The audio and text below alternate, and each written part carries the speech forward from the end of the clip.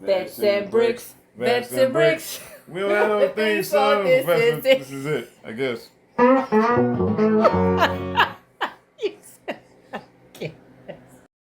Let's get the bricking. And we need hobbies because we know when you be at work, working 40, 50, some of us, because for a while, I was working anywhere from 60 to 80 hours a week. One time I even worked more than that. And you need to come home and you need to unwind. You have to have mental health to be able to keep moving forward and take care of your family and your loved ones. It's important. It's our responsibility to be healthy for our loved ones. So, you need your hobbies. Healthy hobbies. Don't try to twist it. Don't try to twist it. You know what I mean? Don't go gamble. You know what I'm saying? Yep, healthy hobbies. Healthy hobbies. Hashtag. Yeah. Oh, yeah. Oh, snap. I like that. Hashtag healthy hobbies. We gotta coin that. Yeah. Yeah, it's one of our hashtags, healthy hobbies. Healthy hobbies. I like that. I like that a lot. I'm stuck on a part.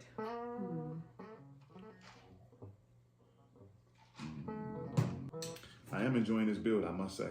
I am enjoying it a lot. Why you huff? You just huffed and puffed. What's going on? What's going on? I'm stuck on that part. How are you stuck on that part? Don't help me. That's just the part I'm stuck on. Look at that. Don't help me. Don't help me. At first, I wasn't planning on helping you because I know you got it. You've done way more difficult builds than this. You know what I'm saying?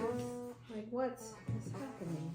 What did I do wrong? Oh, I see. I missed something. What did I miss? What? Oh, I almost forgot to tell you guys, when you are building, this is funny, but it happens to me. Some of these pages some of these books be so refined, some of the pages be stuck together. Just like you do with your dollar bills, or you know what I'm saying, for you to still like actually get to see your money, because we all know we do electronic stuff. But kind of take the pages and kind of like do like this so you can break them apart. Because you'd be like, why did I go from step 6 to step 12? Right? And hey, I'm telling you right now, missing those steps will mess you up. It sucks taking stuff apart all the way back apart again. Yeah, it sucks. Oh, that's what I was going to ask you. How did you get back into Legos? Because when I met you, I know you were like an engineering person, but you haven't messed with Legos for years. So how did you get back into Legos? That's a good question about bricks. And so I guess I'll share something a little personal with you guys. Me and my mom was going to probably talk about it, but actually this is probably fitting too. When I was a kid, I spent a lot of time alone. And the neighborhood, I had my cousins and family, but the neighborhood wasn't really 100%, wasn't all that good. So my mom used to do awesome things. Like she got me a lot of books. She got me a lot of things to help me grow mentally and to sharpen up my mind. And my mom was always a strong proponent. You got to be smart. You have to be intelligent. You got to do this. You got to do that. So she bought me bricks. And at that time, we were not financially, we didn't have a whole lot of money. We just didn't have much, right? And so she used to save up money and like just to be able to buy me bricks. But the bricks was so god-awful expensive. I mean, what I'm saying to you is 30, 40 years ago, Legos and bricks was still expensive, right? It was still insane. It was still way too much. Way too much. And I did these fantastic things with bricks. I would take the box, build what's on the box, and then I would take it all the way apart and rebuild it into 5 different things. Then I took all my Legos together and took them apart and built cities, race cars, whatever the case might be. And then my mom noticed that I had a gift. So she was like, okay, we have to do something with this mine. And that's how I got into bricks. But sadly, I couldn't stay in the bricks because we couldn't afford it. It was just too much money. I mean, the cost for a box of bricks was the cost of like a light bill or a gas bill. And that's just too much. But now, your boy making a little bit more money, right? You know what I'm saying? Doing some things, You know, me and T over here being phenomenal, getting down how we live. And so now I'm back to bricks. That's what brought me back to bricks. Awesome. What about you and bricks? This gonna be good. Hey, I don't even know if this is upside down. What is this guy doing? What's he doing? So that looks good like that, right? It does look good. That's the part I'm on. That's the part you want? Mm-hmm. Sorry, you can't help much now. So, yes, when I was younger, we used to do the big blocks, not the minis with like the instructions. Oh, Duplos? Yeah, that was like the big blocks, and you had to have just pure imagination to build. And I remember playing with Legos with Eric, which is my biological, and he used to build like a garage with a car. And again, this is like no instructions, pure imagination. So I just like, oh, that's great, that's awesome. And so Legos was, you know, a great part of my childhood. But then I boxed up and I was done. And then they started coming up with these elaborate mini, like the small bricks, not the jumbos, but the smaller bricks with the instructions on how to build certain things. I thought, oh, that's great. And I knew that was like the pathway to engineering and stuff. So when I had my boys, you know, I tried to introduce them to them, like, hey, you know, let's do some Legos and stuff like that. And then, you know, true kid faction, it was like, whatever. It didn't stick. So that didn't stick with them when they were kids. But when I got older, probably like right at the cusp, like Isaiah was probably 12 and Elijah was probably 11, and I saw the Baby Yoda. That's what got me. Oh, Baby Yoda. It was no, I think it was no, sorry, it's R2D2. R2D2 was my first one. Love them both. I love R2D2. And I was like, oh, snap, look at R2D2. That's a robot with a smart ass mouth. Even though he don't really even be saying anything, he's but just you like, know it. you just know, like it implies he got a smart ass mouth. But he always saved the day, so he can have whatever smart mouth he wanted to have. Right. So I saw the R2D2 set. I was like, oh, I gotta have it. So I got the R2D2 set. And, you know, I tried to get they did build it with me. So we kind of divided the instruction book into thirds. So we each built a third of it. And it was great. I had tons of fun. So that's what reinvigorated me. And I thought my boys would follow suit. But after the R2D2, and then I did get the Baby Yoda one, and they helped me with that one. But after that, they were like, mama, no, lame. I was like, what? This is lame. This is awesome. So I had to go off on my own and just, you know, nerd out on my own with the Baby Yoda. And then that's when I met Jay. And then I was in the throes of my Lego fix. And that's when I was doing all these things behind me was the nostalgia sets. Yeah. Yeah, so that it was the nostalgia sets. I'm like, oh my God, this is awesome. So I bought him a couple of sets, and he kind of was like, yeah, kind of reinvigorated him. And he had the great idea. So he had the great idea. He was like, you know what? I'm going to build a city. He said, I'm going to build a city out of Legos. I was like, man, that's a great idea. And I was like, oh, let's have a friendly competition. Yeah, friendly competition. Everything was a friendly competition. It was a friendly competition. So I'm mad competitive, right? I'm very competitive. I hate losing, and I'm all about the winner's cup, right? You know what I'm saying? I like to be, and she's competitive. So I was like, okay, a friendly competition. And then that quickly spent out of control. You know, buying a couple of sets turned into buying Oh my God. I don't want to exaggerate by saying a couple hundred sets, or am I exaggerating? You're exaggerating. Okay, so I'm not trying to exaggerate. So a couple hundred sets, then things start getting out of control. Yeah. And you know, my build.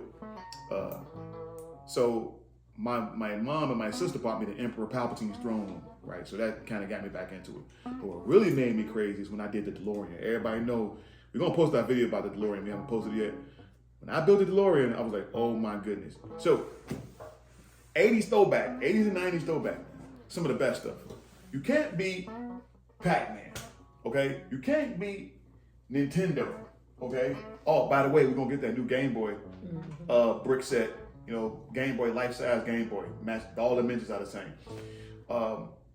Some of this stuff is just iconic. King Koopa, I mean, the DeLorean, the Atari. I mean, it's just so much cool stuff. Notable cars. If Lego and or Mattel or any other brick companies come out, hey, I'm gonna need y'all to build a Corvette out of bricks. Okay, they have one out, but it's Technics. I don't want Technics. I want bricks. I want a brick Corvette. All right, so I can have it parked next to my real Corvette. I know Jay started a new job. How do you think, like, he already shared the channel with a couple of his coworkers, so how do you think a true veteran, a true Marine will react to our channel? Well, I don't want to answer that. So, how do I think a true veteran react to our channel? When it comes to veterans, we have our own language, okay? So that part of the reaction will be good, we're cool.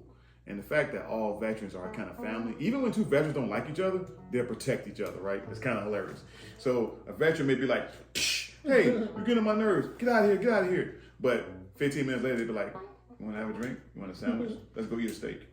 Or say a veteran homeless, another veteran come around like, you ain't got no place to stay? Come crash with me for a little while to get your situation together. So I'm saying all that to say this. I think veterans gonna like this channel, right? And we're gonna start doing more builds and conversations. We're gonna talk about our military service, what we did in the military service. We're gonna invite other vets to talk about their service and their military service. Because, you know, one thing about veterans, and this is, I don't think it could be a negative thing, but veterans don't like to talk, right? Most veterans be like, I don't want to tell you what I did in the military. No, you know. But we usually talk to each other because most civilians, and word up to y'all civilians that actually try to talk and understand, but most civilians don't understand, because being a veteran is a lifestyle, it's a way of life. Just like when you get a person that works 70, 80 hours a week, and you're like, well, why do you work so much? That's their lifestyle. You know, some people have certain lifestyles, you know, quality of life. And I think that veterans should spend more time with each other. And I really adore people that take the time to actually see the part of veterans and spend time with them. All right?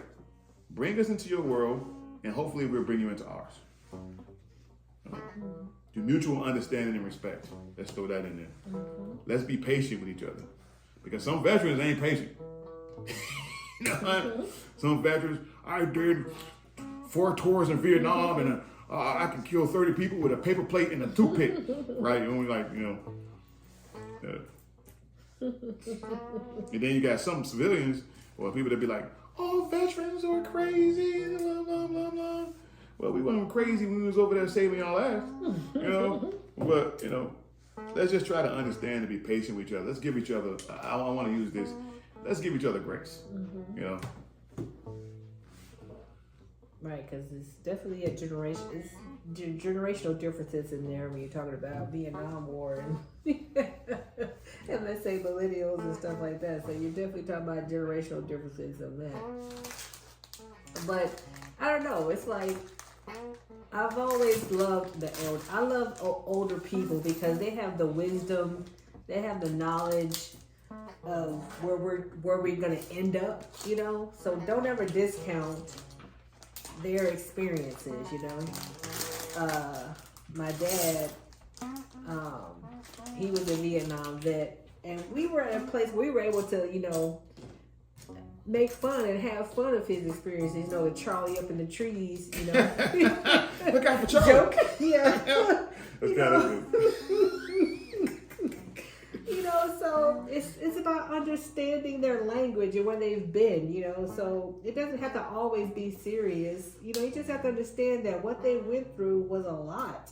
And you can't empathize with them because, yeah, you probably never experienced it being you all lovey-dovey and warm and cozy in your bed and didn't have to experience. Hell, just me and Jay's experiences. Like, he gets mad at me when I talk about the Air Force experience. Like, even us, we've had different experiences in different branches. But the beauty is of just acknowledging those differences, and being able to get to a space where you can laugh about it instead of being all serious and want to be like, but and like, hey, we were in the same military almost at the same time, but we totally different experience. Totally different experiences, man. Differences. Oh my Crazy. God. Crazy, man. I was like, oh man. And a lot of people, first of all, word, I love that I serve my country. I love my country. I don't care what Trump or any other president is doing. I don't care what Congress and Senate do. I joined the military and was in the military because I love the common man or the common woman. What other place? I've been to over 100 countries in my time in the military and for my corporate travels, right? Been all over the world, maybe twice, all right? So I want to share something with you guys. Like, ain't too many countries where you can just get up, go to the store, do whatever you want, eat, drink, buy what you want, go on vacation, and go home, all right? America is a very special place, and what I fought for, what my ethics behind the company is, I wasn't necessarily fighting for the government. I was fighting for you, for me, and our way of life. I like the fact that I can walk down the street and get a sandwich, right? Yeah, I didn't say sandwich, I said sandwich, all right? I like the fact that, I have rights, all right? And one thing that teaches you, like, awesome about the military is, what I like about the military is, they take your rights away, right? And when somebody, you don't know how good you got it until someone takes it away from you. The military tells you when to go to the bathroom, when to eat, when to sleep, how to perform, how to talk. They take away your identity, and then they give it back. But they make you more polished and more disciplined. And I'll tell you something. America is one of the places that you get to be who you want to be. You get to speak. You get to do everything. Like, I went to different countries and I was shocked. I'm like, the women are not allowed to drive at all? Wow. Where I'm from, the women are CEOs, done great things. Just to speak to T. Like, T's phenomenal in her career. All right? She's rose through the ranks and she's worked for many different people in many different agencies. And she became who she is in America. In other countries, it's not so easy, right? In a lot of countries, the fairer sex or women don't have rights like that, And what I love about America is you can be just about be anything you want to be. And that's why I love my country. That's why I was willing to die for it. And to this day, regardless of corrupt politicians or whoever's around, I'm still willing to die for it to this day. That's just the bottom line of it. That's powerful. Yeah, that's why I can't wait to, we get your mom on camera. It's going to be building with seniors. What do we call it? Bricking with seniors. Bricking with seniors. That's going to be a great, great investigative piece. I'm going to feel like Barbara Walters. With my three questions. Hey, Oprah, call us up. We go to Tyler Perry Studios and do VetsAndBricks. You know what I'm saying? Or is it Oprah Studios? Or was it both? Oprah and Tyler Perry Studios? We go to Tyler both. Perry has his own. Yeah. All right, we go to both. Oh, word up. Fun fact, everybody. Tyler Perry Studios, he built the old Army base. Mm-hmm. He purchased, acquired old Army base. Real talk. Yeah. I want to see that next time I go to Atlanta. All the Atlanta people. I just came from Atlanta. I just spent 2 weeks in Atlanta, and I'll be going back and forth to Atlanta for the next 9 months on work and business travels. Hit me up in the comment sections. Maybe we can meet up at Brickco, which we did an episode on that. We can meet up at the brick store, talk bricks. Or we can meet up at Six Flags. You know what I'm saying? Over Georgia. Word. All right. Six Flags, you go ahead and hit us up. You can do that too. You know what I'm saying? Make sure your safety numbers are up.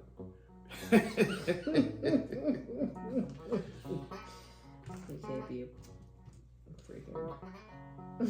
Maybe a bricking on a roller coaster. Oh man, that merger. What's going on, Six Flags? Yeah, Six Flags and Cedar Fair, that merger is not doing so well. Yeah, it's like, we get it. It's a merger. Mm-hmm. Yeah. Gonna This have crazy piece looks name. weird. Check this out. What is this even supposed to be? What's that? That's like two different pieces. It is two different It is pieces. two different It is pieces. two different pieces. Yeah, you're bringing it together. Yeah, that's what happened. I didn't wear my spectacles. Mm-hmm. I'm not blind. I can still shoot a person for 500 yards, right? Spectacles, Marine Corps, rifleman first. So without glasses, without my spectacles, I can still shoot a person for 500 yards. But sometimes to read these instructions, when it comes to bricks, you got to put on your reading glasses. Oh, look, I have my readers. Oh, you got your readers? Here, You got our spectacles? Here, let me take them out for you. What? Let me see what. Here. Oh, snap. I just saw the future. Not going to use those. But I'll keep them up to the set. I did. I was like, no, put them on. I saw what the neighbors doing next door. Damn. Hey, look. I'm going to use these just in case. I'm going to use these just in case. You know what I'm saying? I'm going to use those, things get out of hand. What? They're good. Man, look. I saw what the neighbor was doing 4 houses down and what kind of drawers they had on. I don't want. Oh, man. That was a lot. I saw like the bacteria in my hands. I saw like microorganisms in my hands. Like, Good glasses. glasses are serious, man. These are serious glasses. Serious glasses.